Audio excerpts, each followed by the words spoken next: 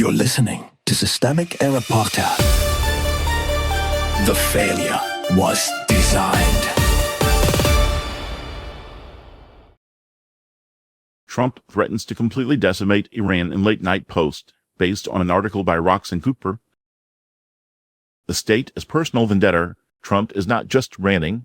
Late Friday night, Trump used Truth Social to threaten Iran with military destruction, claiming orders had already been given and casting the conflict as a personal matter about attempts on his life. That is the surface event. The real story is that a sitting president commanding the U.S. war machine is using state power as a megaphone for retaliation, grievance, and escalation. Power was not hiding. The institutional power here sits with the U.S. presidency and the military command structure beneath it. The source says Trump claimed orders were already issued, which means this is not a loose online tantrum detached from policy. It is a threat backed by the machinery of war. When the head of state speaks this way, the line between propaganda and command is not rhetorical. It is operational. The earlier crime matters more. The article gestures at Iranian retaliation while burying the fact that this conflict traces back through Trump's own killing of Qasem Soleimani in 2020 and the U.S. strikes that launched the current war in early 2026. That sequence matters. It is not both sides' instability. It is American initiation,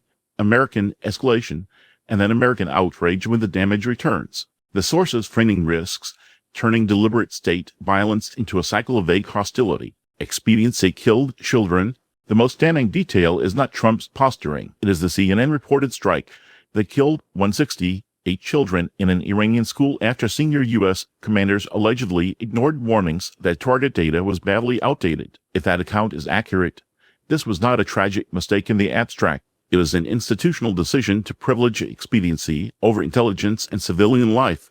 That is not confusion. That is command-level recklessness with a body count. Blame is being managed. The article points to Iranian denials and U.S. accusations, but the stronger pattern is easier to see. Powerful actors frame their own escalation as defense and their own violence as necessity. Israeli intelligence becomes a convenient prop for the latest threat. The Trump administration gets to pose as the aggrieved victim, while the U.S. military presence expands, cities are destroyed, and civilians pay the price. The misdirection is structural. It shifts attention from the people with launch authority to the people meant to absorb the consequences. Imperial logic, personalized. This is what authoritarian politics looks like when it is fused to empire.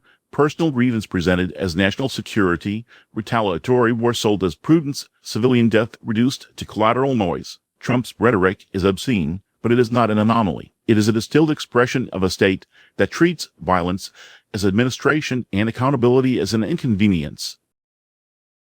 You've been listening to Systemic Error. Thanks to Alternet for today's article, with the automated voice of Norman. Thanks for listening.